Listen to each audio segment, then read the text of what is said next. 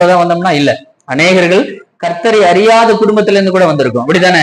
இல்லையா? நான் கூட ஒரு கர்த்தரை அறியாத ஒரு குடும்பத்துலதான் வந்தவன். ஒரு விக்கிரகத்தை வணங்கி கொண்டிருந்த ஒரு குடும்பத்துல இருந்து வந்தவன். அப்போ அது அப்படிப்பட்ட ஒரு பாவத்தின் அடிமைத்தனத்துல, ஒரு தூசியும் சாம்பலுமா இருந்த நம்மை அந்த பாவத்தின் அடிமைத்தனத்திலிருந்து தூக்கி எடுத்த கர்த்தர். இல்லையா? இன்னைக்கு இந்த உலகத்துல எத்தனை பேருக்கு சுவிசேஷம் அறிவிக்கப்படுகிறது?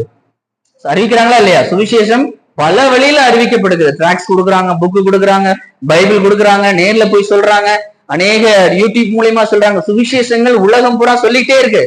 ஆனால் இந்த அத்தனை பேரும் யாரெல்லாம் சுவிசேஷம் கேட்கிறாங்களோ அத்தனை பேரும் ரட்சிக்கப்படுறாங்களா? என்ன இல்லை. ஹல்லேலூயா. ஆனால் உங்களையும் என்னையும் அது மெய்யான தெய்வம் என்று அந்த இருதயத்துல ஒரு உணர்வை கொடுத்தார் பார்த்தீங்களா? ஹல்லேலூயா. நம்முடைய இருதயத்தை மாற்றி இந்த சபைகளை கொண்டு வந்து உட்கார வச்சிருக்காரு இல்லையா? அதுவே நமக்கு செய்த கர்த்தர் செய்த மிகப்பெரிய ஒரு விஷயம்.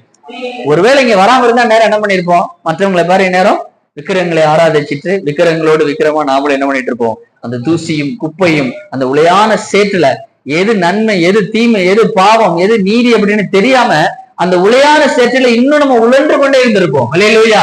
அப்ப நம்முடைய இருதயத்தை திறந்த தெய்வம் நல்ல தெய்வம். ஆமென். அல்லேலூயா.